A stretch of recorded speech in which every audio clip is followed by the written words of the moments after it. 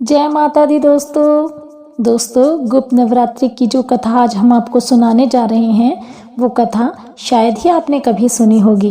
गुप्त नवरात्रि से जुड़ी प्रामाणिक और प्राचीन कथा है ये। इस कथा के अनुसार एक समय ऋषि श्रृंगी भक्तजनों को दर्शन दे रहे थे।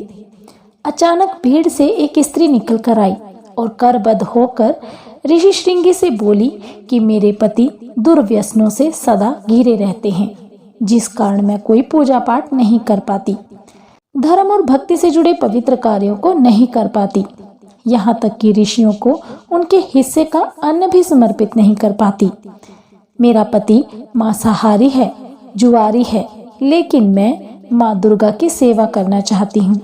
उनकी भक्ति साधना से अपने और परिवार के जीवन को सफल बनाना चाहती हूँ। ऋषि श्रृंगी महिला के भक्ति भाव से बहुत प्रभावित हुए।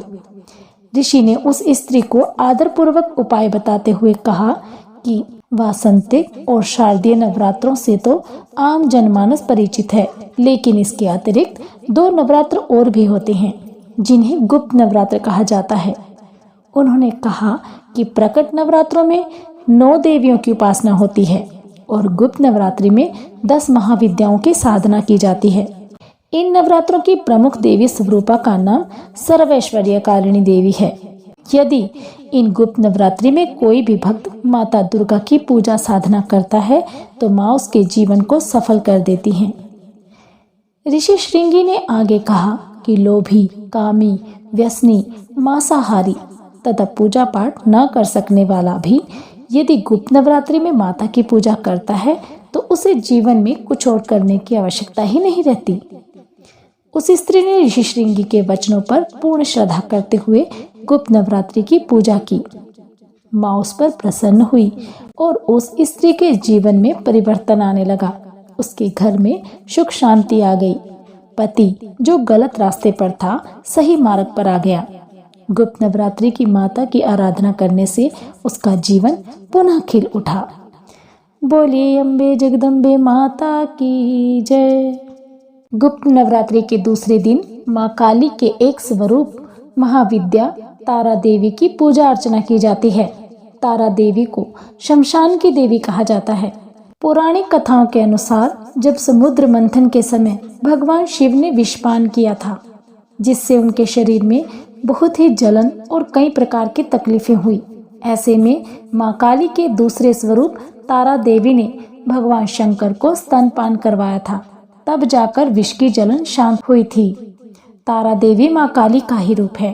तारा देवी नरमुंड की माला पहनती हैं और इन्हें तंत्र शास्त्र की देवी माना जाता है। इनकी पूजा से सभी कष्ट मिट जाते हैं। तारा देवी के भी 3 रूप हैं, उग्र तारा, एक जटा तारा, नील सरस्व तारा। तो आइए सुनते हैं तारा देवी की कथा।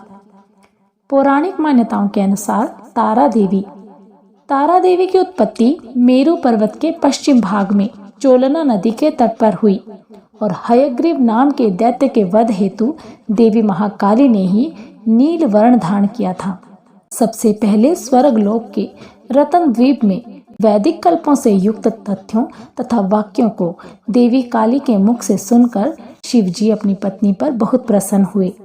शिवजी ने महाकाली से पूछा, आदिकाल में आपने भयंकर मुख वाले रावण का विनाश किया, तब आश्चर्य से युक्त आपका वह स्वरूप तारा नाम से विख्यात हुआ। उस समय समस्त देवताओं ने आपकी स्तुति भी की और आप अपने हाथों में खड्ग, नरमुंड, वार तथा अभय मुद्रा धारण की हुई थी। मुख से चंचल और जीवा बाहर कर आप भयंकर रूप वाली प्रतीत हो रही थी। आपका वह विकराल रूप देखकर सभी देवता भय से आतुर हो कांप रहे थे। आपके विकराल भयंकर रुद्र रूप को देखकर उन्हें शांत करने के निमित्त ब्रह्मा जी आपके पास गए थे। समस्त देवताओं को ब्रह्मा जी के साथ देखकर देवी लज्जित हो आप खड्ग से लज्जा का निवारण की चेष्टा करने लगी। रावण वध के समय आप अपने रुद्र रूप के कारण नग्न हो गई थी तथा स्वयं ब्रह्मा जी ने आपके लज्जा निवारण हेतु आपको व्याघ्र चरण प्रदान किया था। इसी रूप में देवी लंबोदरी के नाम से विख्यात हुई। तारा रहस्य तंत्र के अनुसार भगवान राम केवल निमित्त मात्र ही थे। वास्तव में भगवान राम की विध्वंसक शक्ति देवी तारा थी। जिन्होंने लंकापति रावण का वध किया। बोलिए अम्बे जगदम्बे माता की जय, तारा देवी की जय। दूसरी महाविद्या माँ तारा देवी का मंत्र है ओम ह्रीं स्त्रीं हूं फट। ओम ह्रीं स्त्रीं हूं फट। इस मंत्र का जाप नीले रंग की माला के द्वारा किया जाता है। तारा देवी की पूजा बुद्धि और संतान के लिए की जाती है। तो दोस्तों, हम अगली वीडियो में आपसे मिलेंगे गुप्त नवरात्रि के तीसरे दिन की जाने वाली महाविद्या माँ त्रिपुर सुंदरी की कथा व पूजन विधि को लेकर।